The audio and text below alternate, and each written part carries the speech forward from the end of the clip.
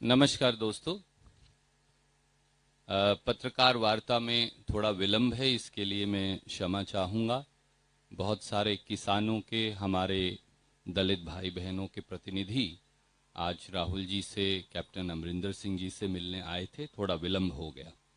सबसे पहले मैं पत्रकार वार्ता में हम सब के नेता माननीय राहुल गांधी जी, कैप्टन अमरिंदर सिंह जी, सुनील जाखड़ जी, हरीश रावत जी और मंचासीन सभी प्रतिनिधियों का स्वागत करता हूं।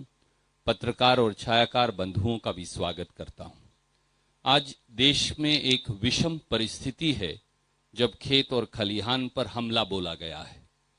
3 काले कानूनों के खिलाफ श्री राहुल गांधी जी ने कांग्रेस पार्टी के और किसान के झंडे के नीचे एक खेती बचाओ यात्रा की ऐतिहासिक शुरुआत की है।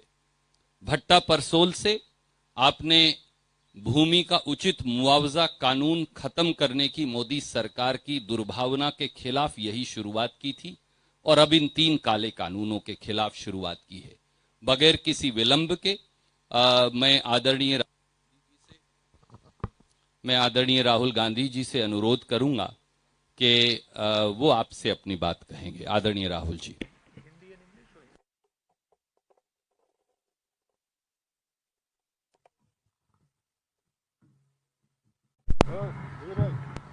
धन्यवाद रणदीप जी, अमरिंदर सिंह जी, झाकड़ जी, प्रनीत कौर जी, कांग्रेस पार्टी के हमारे सीनियर नेता हरीश रावत जी, प्रेस के हमारे मित्रों, आप सबका यहाँ बहुत बहुत स्वागत। जैसे आप जानते हैं, हमारी ये यात्रा इन 3 काले कानूनों के खिलाफ है। ये जो कानून प्रधानमंत्री जी ने बनाया, एग्जिस्टिंग स्ट्रक्चर है, फूड सिक्योरिटी का एग्जिस्टिंग स्ट्रक्चर है, उसको खत्म करने का, नष्ट करने का तरीका है। जैसे पहले भाइयों और बहनों नरेंद्र मोदी जी ने नोटबंदी की, उसके बाद जीएसटी की, और कोरोना के समय उन्होंने किसानों को, मजदूरों को, छोटे बिजनेसेस की कोई मदद नहीं की, उसी प्रकार ये भी किसानों पर आक्रमण है और इस आक्रमण को हम रोकेंगे। इन कानून के खिलाफ हम लड़ेंगे। पंजाब को इससे सबसे ज्यादा इफेक्ट होता है, हरियाणा और पंजाब। और अगर एमएसपी जाएगी, अगर ये एग्जिस्टिंग जो स्ट्रक्चर है अगर ये टूटेगा, तो पंजाब को भविष्य में रास्ता नहीं मिलेगा। तो हम एक प्रकार से पंजाब की, हरियाणा की, उत्तर प्रदेश की, राजस्थान के किसानों की और इसके लोगों की रक्षा कर रहे हैं। अब आप सवाल पूछिए। If you raise hands, I'll go one by one. We'll go with you, Anand ji. Just wait for the mic. You raise hands, I'll note down, and then we'll do it in an orderly fashion. Rahul ji, you are on the खेती बचाओ mission, but before this आप Beti Bachao mission में थे, हाथरस जा रहे थे। हमारे सामने हमने देखा था पुलिस ने कैसे आपको धक्का दिया। उसके बाद प्रियंका जी के साथ हाथापाई हुई। करीब 500 कांग्रेस वर्कर्स के खिलाफ एफआईआर हो गई है, जर्नलिस्ट पे भी एफआईआर हो रही है। योगी सरकार के इस रवैये पर क्या कहेंगे सर? पूरे देश को धकेला जा रहा है, मारा जा रहा है, पीटा जा रहा है। मुझे थोड़ा सा धक्का लग गया तो क्या बड़ी बात है, कोई फर्क नहीं पड़ता। It's not big deal. हमारा काम है देश की जनता की रक्षा करना, देश के किसानों के साथ खड़ा होना हमारा काम है। ऐसी सरकार है, अगर हम खड़े होंगे धक्का लगेगा, लाठी लगेगी, ठीक, खा लेंगे लाठी, धक्का खा लेंगे, क्या है। Thank you sir. मैं आपसे एक अनुरोध जो करूं। धक्का, जो असली धक्का लगा, धक्का छोड़िए, जो अनइमेजिनेबल उस परिवार को लगा। आप सोचिए, आपकी बेटी है, you have a son, you don't have a daughter, so maybe you will not understand this. People who have daughters will understand it. You might not understand the rape aspect, because that is something that Indian women have to deal with. You will certainly understand the murder aspect. Suppose someone killed your son, and then when you went for justice, they locked you up in your house, and then the DM came to your house and kicked you and threatened you and told you that if you open your mouth, the entire state of Uttar Pradesh will sort you out, and then told you, don't worry, all these protesters, they will go away, Rahul Gandhi will go away, but we will be here. Now you get a feeling, get a sense of how you would feel. That is how that family felt. That is why I went there, because I wanted that family to know that they are not alone. मैं इसलिए वहां गया था, और मैंने परिवार से कहा, मैं सिर्फ आपके लिए नहीं आया हूं, मैं आपकी बेटी के लिए आया हूं, आपके लिए आया हूं, मगर मैं देश में जो लाखों महिलाएं हैं जिनके साथ रोज कोई ना कोई बदतमीजी होती है, हजारों महिलाएं हैं जिनका रेप होता है, मैं उनके लिए भी यहां आया हूं। इंटरेस्टिंग बात यह है कि बच्चे का रेप होता है, मर्डर होता है, पूरा एडमिनिस्ट्रेशन परिवार पर आक्रमण करता है, और देश के प्रधानमंत्री एक शब्द नहीं कहते। इंटरेस्टिंग बात है। Thank you sir.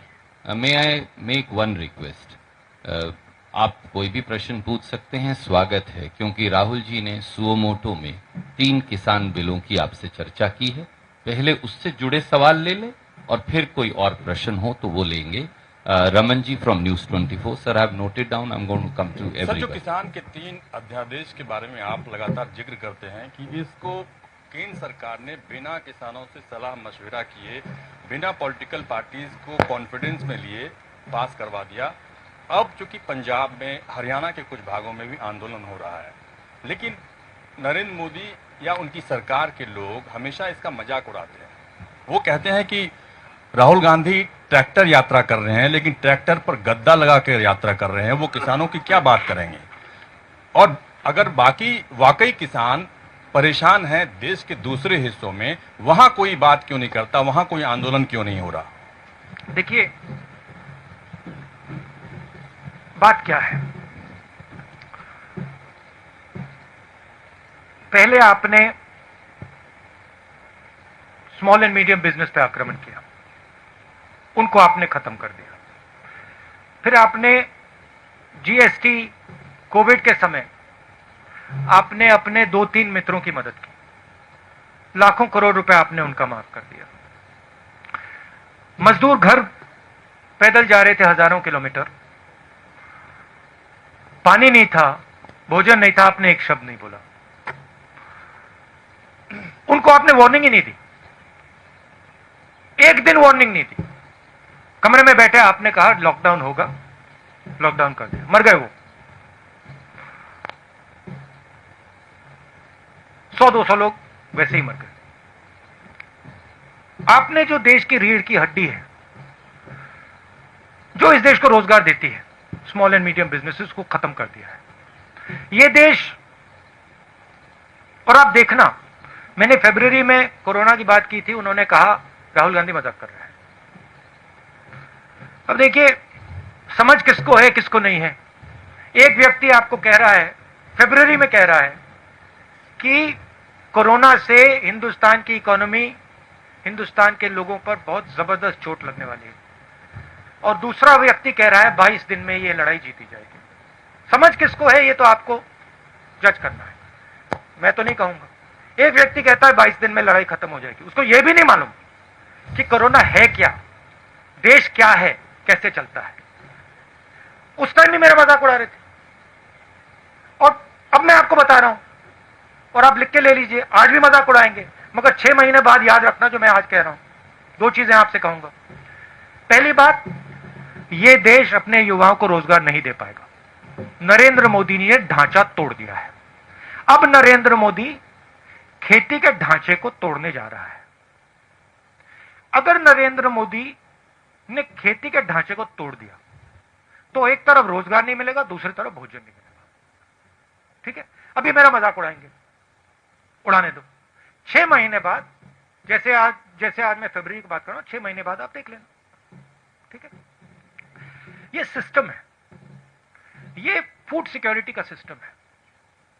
एमएसपी है, फूड डिस्ट्रीब्यूशन सिस्टम है, प्रोक्योरमेंट सिस्टम है, मंडियां हैं। ये एक प्रकार से किसान का फूड सिक्योरिटी का एक किला है, ये प्रोटेक्ट करता है। किले में कमियां हैं, मैं ये नहीं कह रहा हूं कमियां नहीं, कम मंडियां हैं, करप्शन है, इंफ्रास्ट्रक्चर बेहतर होना चाहिए, मगर किले को अगर आपने तोड़ दिया तो किसान बच नहीं सकता। अब नरेंद्र मोदी किले को क्यों तोड़ रहे हैं? नरेंद्र मोदी ने जीएसटी क्यों की? नरेंद्र मोदी ने डिमोनेटाइजेशन क्यों किया? नरेंद्र मोदी जी ने कोरोना के समय गरीबों की मदद क्यों नहीं की? 2 नाम दे सकता हूं आपको, अंबानी, अदानी। ये ट्रायंगुलर ग्रुप है, अदानी, मोदी, अंबानी। और नरेंद्र मोदी का काम रास्ता साफ करने का है। उनको ऑर्डर दिया गया है कि स्मॉल एंड मीडियम बिजनेसेस को खत्म करो, किसानों को खत्म करो, मजदूरों को खत्म करो और हमारे लिए रास्ता खोलो। अब मजाक कौन कर रहा है, ये आपको डिसाइड करना है। Raman ji, I'll come back to you. We have to. I'll come back to you. We'll give you a second एक question. सेकंड, क्या भाई?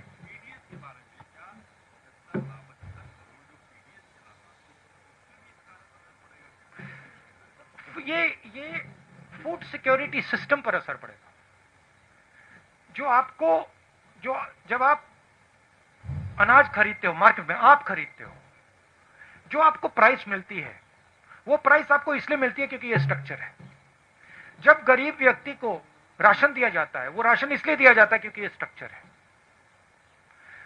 अगर आप स्ट्रक्चर को ही तोड़ देंगे तो आने वाले समय में आपसे भी ज्यादा पैसा लिया जाएगा। सिर्फ देखिए, लोगों ने कहा हां ठीक है, जीएसटी कर दी तो हमारा क्या नुकसान है? स्मॉल मीडियम बिजनेसेस को नुकसान होगा, मगर जो कंज्यूमर है उसको क्या नुकसान होगा? बट नुकसान होगा, क्योंकि जब वो कोलैप्स करेगा आप कोलैप्स करोगे। तो हिंदुस्तान में सब चीजें कनेक्टेड है, और अगर आप एक चीज को छुओगे तो दूसरी चीज पे इफेक्ट पड़ेगा। मैं दूसरा उदाहरण देता हूं। नरेंद्र मोदी जी ने कहा हिंदुस्तान की जमीन किसी ने नहीं ली, सुना होगा आपने।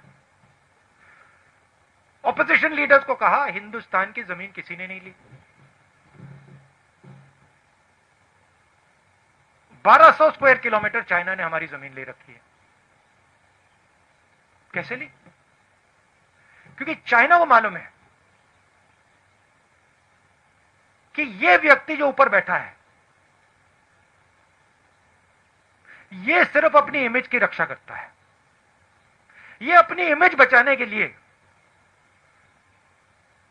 1200 स्क्वायर किलोमीटर जमीन हमें दे देगा।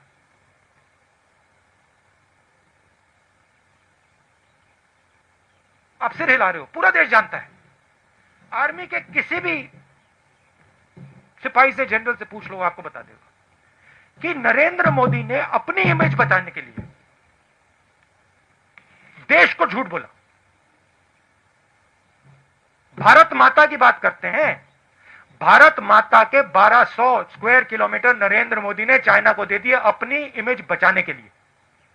रियलिटी है, मानो ना मानो। इसके बारे में नरेंद्र मोदी क्या बोलते हैं? आप कभी बुलाइए उनको प्रेस कॉन्फ्रेंस में, ऐसे खुल के बुलाइए, बात कीजिए उनसे। वो आपसे इतना डरते क्यों है? Thank you. I'll come to you, Bhai Sahab. Can we have Ramandeep from Punjab Kesari Jagbani? I'll come back. मैं बताता हूं वो क्यों डरते हैं आपसे। मैंने बात सोची, रीजन एक ही है।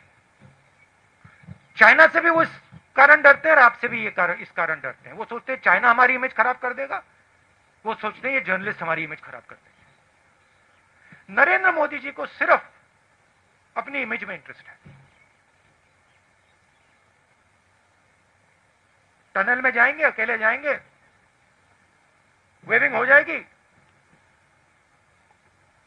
मीडिया पे पूरी मोनोपोली है, सोचते हैं कि भैया मीडिया दिखाएगा मुझे टनल में। तो उनको सिर्फ अपनी इमेज से ऑब्सेशन है। जो भारत में हो रहा है उससे कुछ लेना देना नहीं। मेरी फीलिंग है कि शायद नरेंद्र मोदी ये जो 3 कानून है इनको समझते ही नहीं, मेरी असेसमेंट है। राहुल जी, आप लगातार कह रहे हैं कि जीएसटी, लॉकडाउन और नोटबंदी ये गवर्नमेंट का फेलियर है, but on the opposite side BJP का कहना है कि ये हमारी अचीवमेंट है। वो दूसरी बार जीतने का भी हवाला देते हैं कि इसके बावजूद हमने इलेक्शन जीती। तो ये नजरिया अलग अलग क्यों है? और आपके अच्छा बताइए, जो चाइना को 1200 किलोमीटर दिया है, ये भी इनका अचीवमेंट है क्या? नहीं, बीजेपी बोल रही है सर ऐसा कि ये बोल रही है कि उनका अचीवमेंट है कि 1200 स्क्वायर किलोमीटर हमने चाइना को दे दिया। उसका नहीं, जीएसटी का, नोटबंदी का या लॉकडाउन का। बीजेपी का ये कहना है कि जीएसटी आई या नोटबंदी आई कि उसके फायदे हुए, और उसका जो रेफरेंस दे रहे हैं वो कि हम जीते, इलेक्शन भी जीत रहे हैं। अगर पब्लिक में इतना रिवोल्ट था तो इसके बावजूद फिर इलेक्शन कैसे जीत गए? तो एक बात मुझे बताइए, आप मेरे से मत पूछिए, ठीक है? आप किसी भी स्मॉल बिजनेस वाले के पास चले जाइए, दुकानदार के पास चले जाइए और उससे पूछ लीजिए, उससे पूछिए भैया जीएसटी से आपका फायदा हुआ या नुकसान, अचीवमेंट है या फेलियर है। फिर उससे आप पूछिए भैया एक बात बताना, ये जो डिमोनेटाइजेशन है 500,000 रुपए पूछा है, छोटे दुकानदारों से बात की है, व्यापारियों से बात की है, किसानों से बात की है, वो तो कहते हैं कि भैया इन कानूनों ने हमें नष्ट कर दिया, खत्म कर दिया। आप जाइए, थोड़ा यहां से बाहर जाइए, किसान से पूछिए, पंजाब के किसान से पूछ लीजिए, ट्रैक्टर लिए घूम रहा है, सड़कें रोक रहा है। अगर अचीवमेंट था तो वो बाहर क्यों खड़ा है? पटाखे क्यों नहीं बजा रहा? Tribune.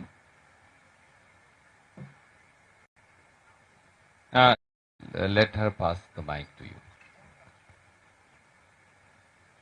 Hello. Yeah. Rahul ji, there is a general perception across the country that an opposition with the Congress and other stakeholders is not as strong, and the BJP is able,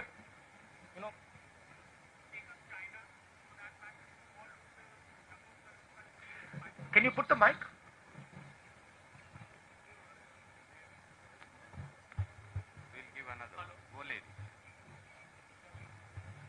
Hello. Yes. So they are saying that a weak opposition across the country, including the Congress. Do you think that the general perception that is it so that the BJP is doing everything that they can just because the opposition is not united across many states and especially in Delhi and at the center? See, an opposition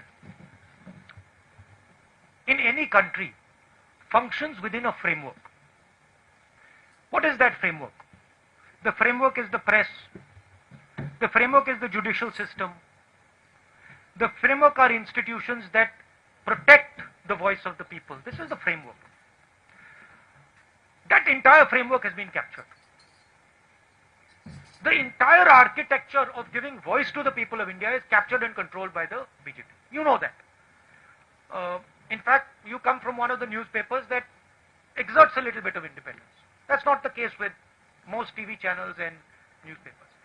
So, if the entire architecture of institutional architecture is captured, then to say the opposition is weak, that's not really a correct statement. Give me a free press. Give me institutions that are free, and the government will not last. I don't have that. I can take proof, clear-cut proof of, for example, the Rafael deal. I can bring it to you. Don't show it. Right? So, at a certain level, frankly, you're also not doing your job. And it's okay for you to blame the opposition and say, well, the opposition is weak. But, my friend, you're also walking into slavery. Right? You're also walking into a place where you will become very uncomfortable. I'm fighting for it. You in your own way, I'm sure, are also fighting for it. But it is a bigger thing that has happened. Today, amazing. I don't think there is any other country in the world today where another country can occupy 1200 square kilometers of its land and the media says nothing. Then I don't think there's any other country. I mean, I'm thinking about it. I think even in, the weakest country, they will make a noise. India, they don't make a noise. The whole thing's captured. I went to Uttar Pradesh. Girl is raped. Neck is broken. Administration is attacking her. Administration is attacking the family. It's amazing. It is the result of a complete capture of the soul of this country. And it's a forcible capture. If it was captured with affection, I would be the first to stand by it. But it's a forcible capture. That's what we are fighting. And you will see, this fight will become more and more aggressive. Thank you, Arun Singh ji.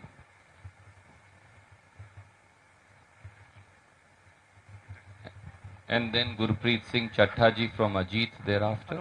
Hello Rahul ji, आप उत्तर प्रदेश गए, आप पंजाब आए हैं, आप lockdown के दौरान taxi driver से बात कर रहे थे। आप जब भी कहीं जाते हैं, किसी इशू को उठाते हैं, बीजेपी की तरफ से एक वर्ड है पॉलिटिकल टूरिज्म। आपको ऐसा लगता है कि जब आप किसी कॉज को, किसी इशू को हाईलाइट करने की कोशिश करते हैं तो उससे डेविएट करने के लिए पॉलिटिकल टूरिज्म की बात आप करिए। अब उत्तर प्रदेश सरकार ये कह रही है कि एक इंटरनेशनल साजिश है यूपी सरकार को बदनाम करने की, जो कुछ हो रहा है वहां पर हाथरस में।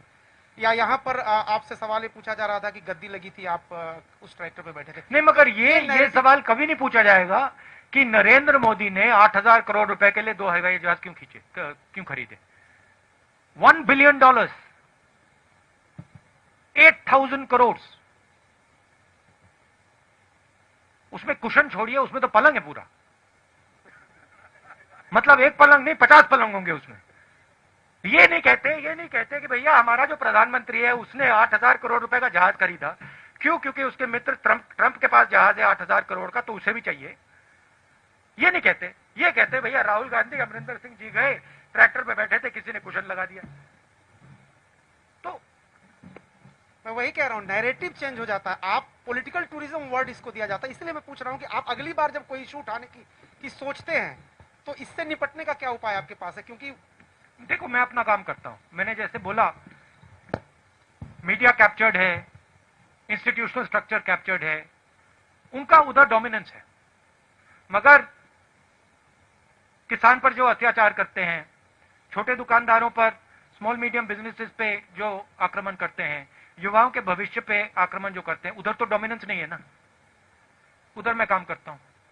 अब कहीं ना कहीं हिंदुस्तान के युवा को दिखेगा कि भाई यहां पे नरेंद्र मोदी जी टनल में वेविंग कर रहे हैं, मगर मुझे खाने को नहीं।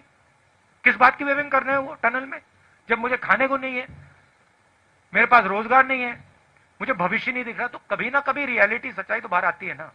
मैं पेशेंट आदमी हूं, रुक जाऊंगा थोड़ी देर। शुक्रिया। Can we have Gurpreet Singh ji from Ajit? Sir, मैं माइक देता हूं आपको। हेलो सर, जैसे आपकी पार्टी बोलती है, आपके वर्कर बोलते हैं कि आप जब सत्ता में आए, आपकी सरकार कांग्रेस बनती है तो 3 बिल हैं जो आपने बोला कि हमने वो बंद कर देंगे। अगर वो बंद भी कर देते हैं, जो पोजीशन अभी है, कैप्टन साहब यहाँ बैठे हैं, पहले भी पोजीशन खराब है, खुदकुशियां हो रही हैं, उसके लिए आपके पास प्लान क्या है किसानी को बचाने के लिए? हमारे अगर मैनिफेस्टो को आप पढ़ें, और उसकी कॉपी मैं दे सकता हूं, उसमें क्लियरली लिखा है कि जो फूड सिक्योरिटी का सिस्टम है उसको हम स्ट्रेंथन करेंगे। आज 40 किलोमीटर के रेडियस में मंडी होती है, हम 4 किलोमीटर के रेडियस में मंडी लगाएंगे। हम इस सिस्टम को, जो इसकी कमियां हैं, उसको सुधारने की कोशिश करेंगे। मगर हम इस सिस्टम को तोड़ेंगे नहीं, क्योंकि हम जानते हैं कि अगर हमने ये सिस्टम तोड़ दिया तो किसान गया। अब सिंपलिस्टिक बात है, नरेंद्र मोदी जी को शायद समझ ही नहीं है, पता नहीं। अगर आपने सिस्टम तोड़ दिया, अगर पूरा एग्रीकल्चर का आपने सिस्टम ही तोड़ दिया, तो फिर किसान की प्रोटेक्शन कहां रही? तो हमारी जो फिलॉसफी थी कि हम जानते हैं कि मंडियों में कमी है, हम जानते हैं कि वहां पे करप्शन है, बट हम इस सिस्टम को रिफॉर्म करना चाहते हैं। वो कॉम्प्लिकेटेड मामला है, आसान मामला नहीं है। नरेंद्र मोदी जी जो सच्चा चैलेंज है उसको एक्सेप्ट नहीं करना चाहते। नरेंद्र मोदी कहते भैया इसको तो मैं उड़ा देता हूं। अब black money is a difficult challenge. Narendra Modi उस चैलेंज को एक्सेप्ट नहीं करना चाहते, कहते मैंने नोटबंदी कर दी, खत्म हो गया, क्या लगा। तो बहाना है। अमरिंदर सिंह जी अभी बैठे हैं, अभी हमने मीटिंग की अंदर,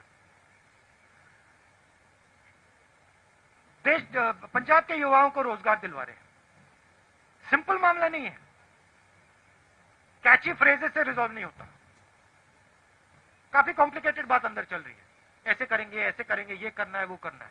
तो हिंदुस्तान को ये रियलिटी एक्सेप्ट करनी पड़ेगी, सच्चाई एक्सेप्ट करनी पड़ेगी। Mohammed from NDTV and then Rohit from Bhaskar.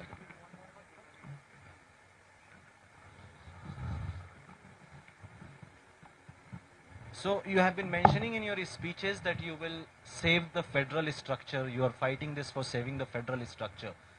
In 1970s, the Punjabi Suba movement in Punjab was also for strengthening the federal structure, and it was crushed, and partly it is blamed on Congress party also. So why Punjab and Punjabis should trust you on this?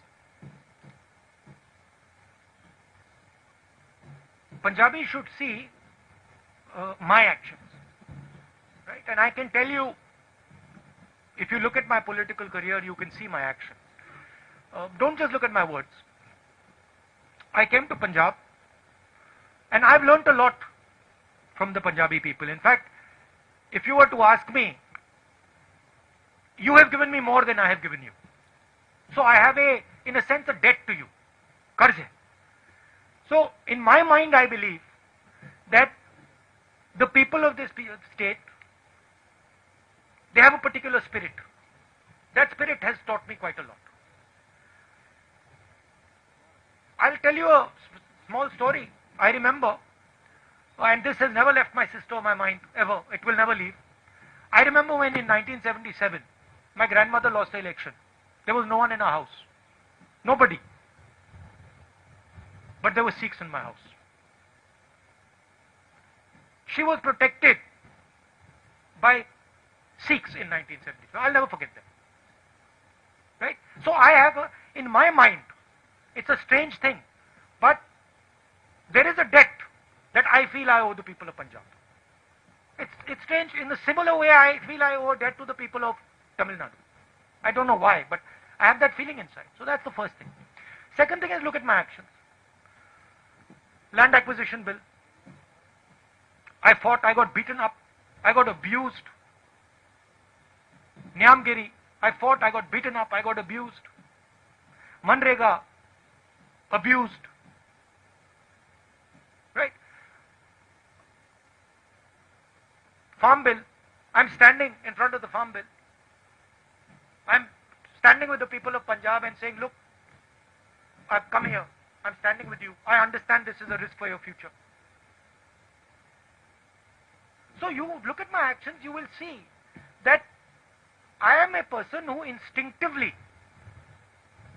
I feel, when I see some injustice being done, I feel for that person, instinctively. If you see one strong man beating a weak man, automatically I am on the side of the weak man. This may be a failing. In fact, this is why I get beaten up so much in politics. It might be a feeling here. Every time I'm also thinking to myself, yeah, why? But I have that inside me. If I feel that injustice is being done to Punjab, I'll be standing on Punjab's side, no matter what. If I feel injustice is being done to the Dalit girl in UP, I'll go there. I'll get 2-3 lathis, no problem. That's my nature. That's what I've been taught. I don't know any other way. And frankly, I can see right now that my political path would have been much easier if I didn't have this. अगर ये मेरे अंदर नहीं होता, but वो है, अब मैं उसको कैसे निकालूं? That's why people of Punjab should trust me. Thank you, sir. Rohit from Bhaskar.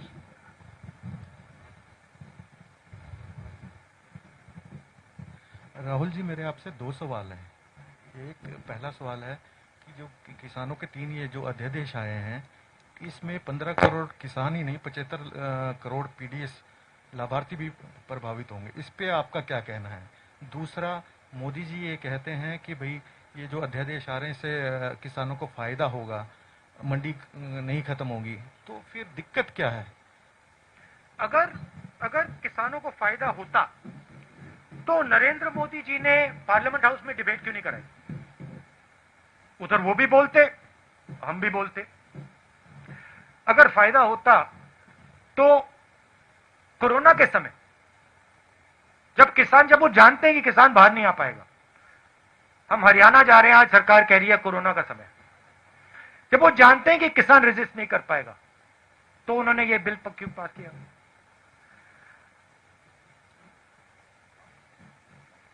ऐसे प्रेस कॉन्फ्रेंस में बैठ के क्यों नहीं बोलते नरेंद्र मोदी जी कि ये किसानों के हक में है? पंजाब में आके क्यों नहीं बोलते? पंजाब के किसानों के साथ खड़े होकर क्यों नहीं बोलते? पहला सवाल, जैसे मैंने कहा, ये एक सिस्टम है। ये सिस्टम हिंदुस्तान का फूड सिक्योरिटी का सिस्टम है। इससे सिर्फ किसानों को नुकसान नहीं होगा, इससे कंज्यूमर का भी नुकसान होगा। एंड में किसान की जमीन जाएगी, उसको सही दाम नहीं मिलेगा। नरेंद्र मोदी जी कहते हैं मंडी की कोई जरूरत नहीं। हजारों मंडी है हिंदुस्तान में, मंडियों में वर्कर्स काम करते हैं, स्मॉल ट्रेडर्स हैं, किसान जाता है, लोडर्स होते हैं, लाखों में होंगे हिंदुस्तान में, उनका क्या होगा? अंबानी जी, अदानी जी ऑटोमेट कर देंगे, मशीनें लगा देंगे। ये जो लाखों लोग हैं जो आज एग्रीकल्चरल सिस्टम में काम करते हैं, इनका क्या होगा? ये सब गुलाम बनेंगे। तो ये रियलिटी है। Thank you sir. अब एक बात, आप सबका बहुत बहुत धन्यवाद। आपने मुझसे इतने सवाल पूछे, मगर इनको तो आपने स्कॉट फ्री छोड़ दिया। तो इनसे भी 2-3 सवाल पूछ लीजिए। आदरणीय अमरिंदर सिंह जी, विशाल भाई, please take the mike. Sir, आप दोनों से ही है। नरेंद्र मोदी कहते हैं कि इच्छा शक्ति की कमी थी, इसीलिए उन्होंने 3 जो बिल थे वो लागू कर दिए जब टनल पे गए थे। तो उसके बाद क्योंकि पिछली सरकारें इनको लागू नहीं कर पाई थी और लगातार ही सवाल खड़े हो रहे हैं, चाहे स्टेट का मैनिफेस्टो, इलेक्शन मैनिफेस्टो था, चाहे 19 में आपका मैनिफेस्टो था, कि एपीएमसी एक्ट को आपने बड़े जोर शोर से वहां पे उठाया था। तो क्या लगता है कि आने वाले समय में इसको पूरी तरह डिमोलिश कर दिया जाएगा, या अभी भी आप मैनिफेस्टो के ऊपर खड़े हुए हो? देखिए, हमारे मैनिफेस्टो में क्लियर था कि हम एग्रीकल्चरल सिस्टम को डेवलप करेंगे। अगर आप 4 पॉइंट्स थे शायद उसमें, अगर आप पॉइंट्स देखें तो उसमें हमने कहा था हम फार्मर्स मार्केट डेवलप करेंगे। उसमें हमने कहा था कि हर 4 किलोमीटर हमें हम मंडी लगाएंगे। उसमें हमने कहा था कि हम infrastructure, farm to fork infrastructure बनाएंगे। हमने ये कहीं नहीं कहा था कि हम पूरे के पूरे फूड सिक्योरिटी सिस्टम को नष्ट कर देंगे। नरेंद्र मोदी जी ने इन 3 कानून के साथ पूरे के पूरे फूड सिक्योरिटी सिस्टम को नष्ट कर दिया है। इसलिए पंजाब का किसान खड़ा है, इसलिए हम यहां प्रेस कॉन्फ्रेंस कर रहे हैं। सर, सेशन बुला रहे हैं जल्दी इसको लेके। You'll have to take one question. Can we go to Kanchan from the Indian Express? Session वाला सर बता दीजिए जरा। स्पेशल सेशन बुलाया जा रहा है जी, इसको लेके। स्पेशल सेशन भी प्लस लीगल जो भी करना पड़ेगा हम करेंगे। और जो आदरणीय राहुल जी ने कहा, अगर आप 2019 का कांग्रेस का घोषणा पत्र देखेंगे तो उसका बिंदु नंबर 7 क्लॉज नंबर 12 अगर पढ़ेंगे तो वहां फार्मर्स मार्केट का पूरा खाका दिया गया। धन्यवाद। कंचन जी। Rahul ji, Yogi, the CM of UP, has said that Hathras rape was an international conspiracy. What do you think about that? And another question is that the Akalis have asked you 5 questions here in Punjab. The gist is that what were you doing abroad when the farm bills were passed in the parliament? You were not even here for the farmers. My mother had gone for a medical checkup, and my sister couldn't go with her because some members of her staff had COVID. So that is why I was with my mother, helping her through a medical checkup. I'm her son also, after all, and I have to look after my mother. Thank you. And they were, and madam, they were supporting that ordinance. The other thing is, yeah, of course, which the Akalis won't tell you, is that they have worked with the BJP. उनके साथ BJP साथ उन्होंने सालों काम किया है, और जब ये 3 बिल पास हो रहे थे, उनकी मदद अकाली दल कर रही थी. तो वो तो पूरा पंजाब का किसान जानता है. आपका दूसरा सवाल क्या था? About the Hathras rape being a international conspiracy, Yogi ji has said.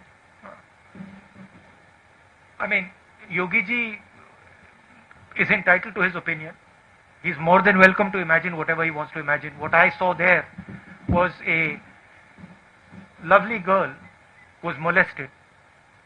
Her neck was broken. Her family was threatened. And the people who did it, no action was taken against them. If Mr. Yogi sees an international conspiracy, well, that's fine. That's his prerogative.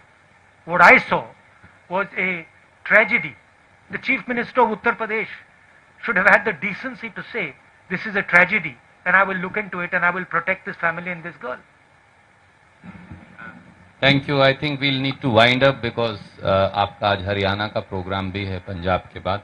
आप सबका बहुत बहुत शुक्रिया. मैं माफ़ी चाहूँगा बहुत सारे साथियों से आज हम सवाल नहीं ले पाए, पर there will be another time for Rahul ji will be back. Thank you very much.